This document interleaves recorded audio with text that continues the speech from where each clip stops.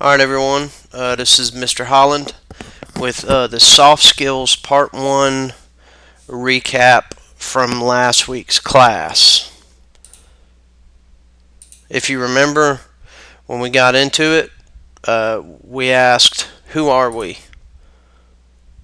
And of course, throughout the discussions that we had, we understood that soft skills are something that you're either born with or you actually are able to develop over your lifetime.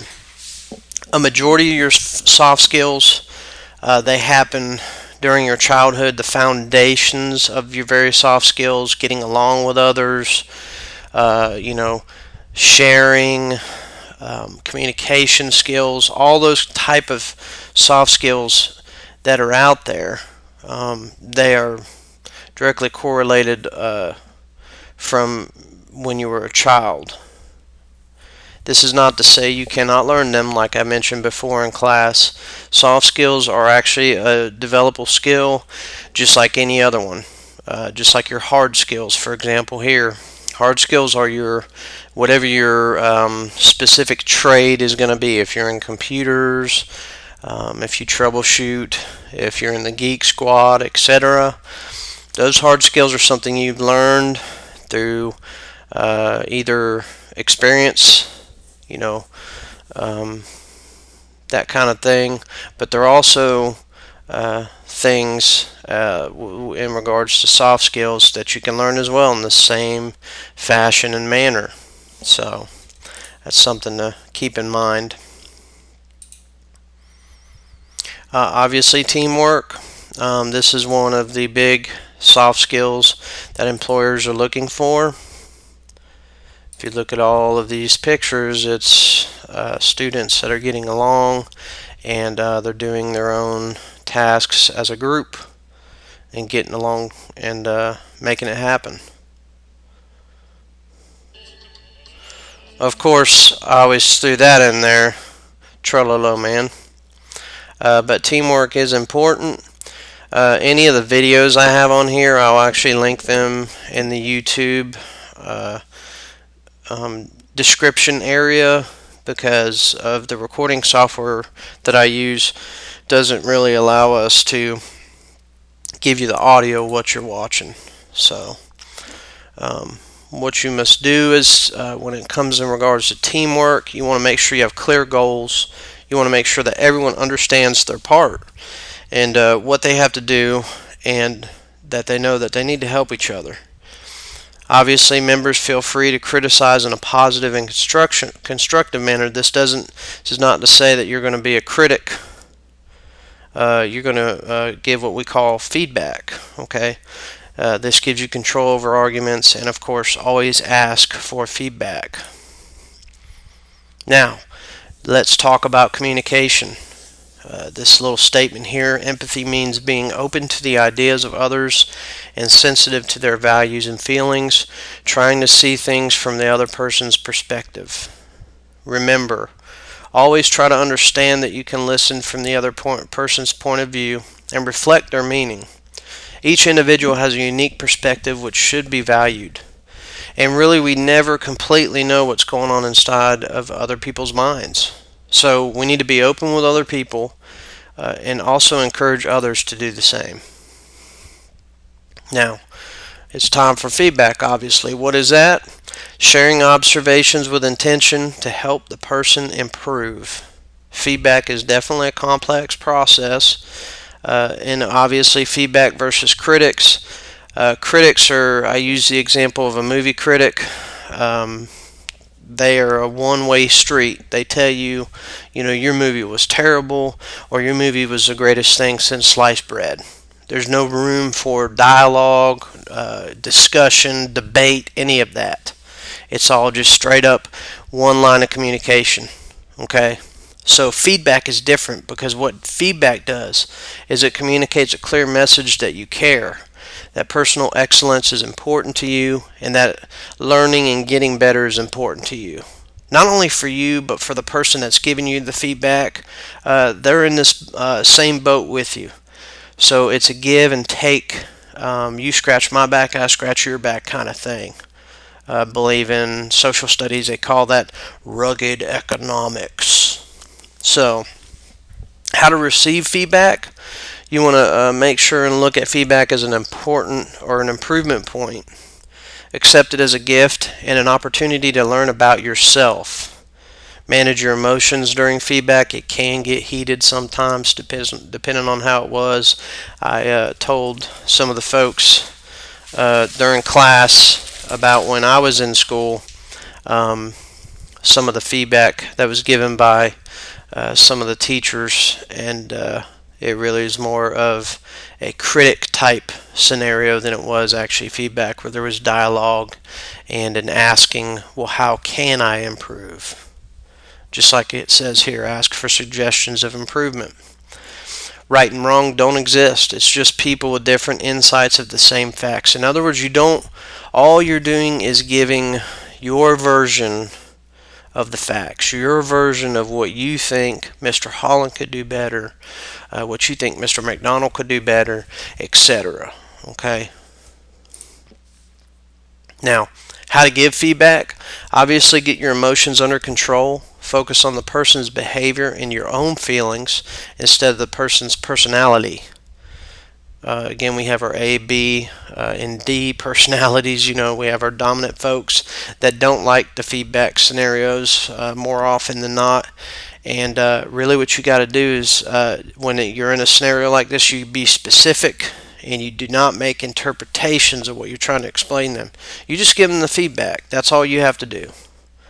Okay, feedback is a highly effective learning tool, but like any other tool, obviously, if it's left in the toolbox, it does you no good.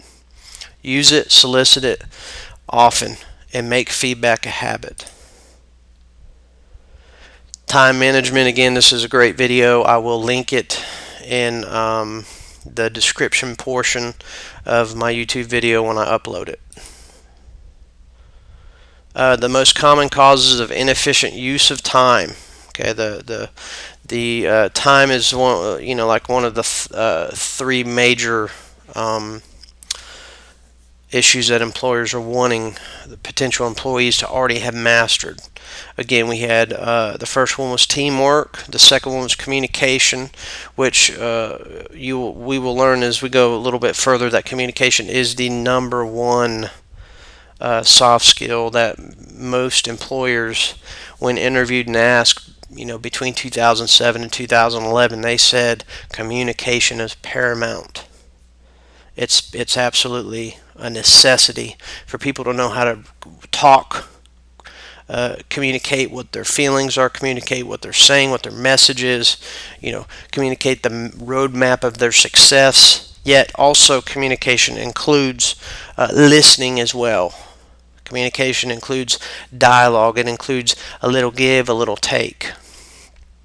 But again, on this point, we're talking about time. So one of the most common causes of inefficient use of time is lack of the following: discipline, goals, focus, time awareness, concentration, clarity, worrying about stuff, and also perfectionism. I use this one as an example during class to explain this. Sometimes when you want to get them assignments just absolutely to the T, just perfected,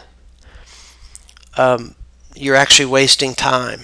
Because what you can do is do the best you can do the first run and then hit those other assignments. Knock those other assignments out.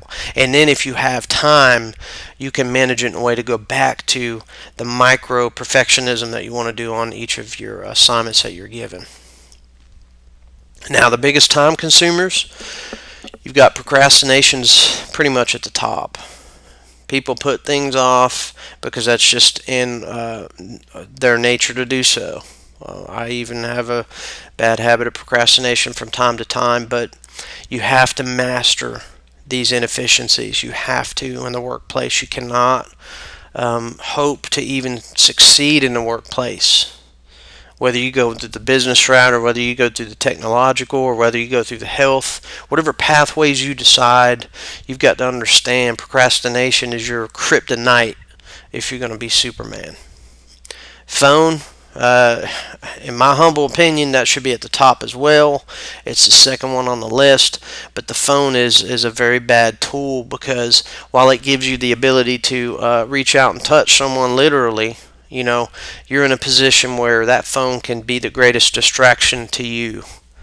Okay, when you're in there, and really when you're on your phone, what are you doing? You're checking email, you texting your colleagues, you're surfing the internet, and it's just, those are just big time consumers that are negative. Okay, you've got meetings, which, while meetings are important, but the problem is they when they're in frequency, when they happen a lot, they can cause you to fall behind. Okay, not finding what you're looking for. The big thing here is we're trying to teach you how to effectively use a research tool such as Google, research engines such as Bing, Ask.com, any of those. We're trying to show you how to effectively look for and find what you're looking for. Lack of planning. Obviously, if you just throw something together at the last minute, it will reflect that. And finally, not asking for help. The biggest thing is to just sit there and not ask for help just because you don't want to ask a question. That's just not right. Especially in my classroom, I have an open door policy where you can come to me and ask me at any time if you have a question. You can raise your hand at your seat, or you can come to my desk. You can send me a private message on Edmodo if you need to do that. Whatever you've got to do to make ends meet and be a success in my classroom, that's what I'm here for. Now, use your time wisely. We have a little graph here. I'm going to zoom in a little bit. And you basically have number one, which is urgent and important. Urgent's to the left, importance up.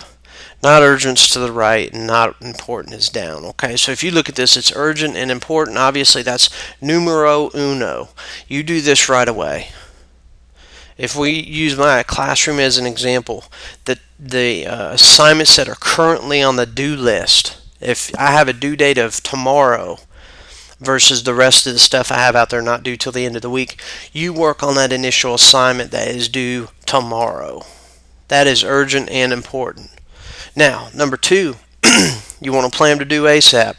That's those other assignments that aren't due till the day after tomorrow, or the next day, or the next. Okay? So, not urgent but important. Once you're done with number one, then you take care of number two. Number three, urgent but not important.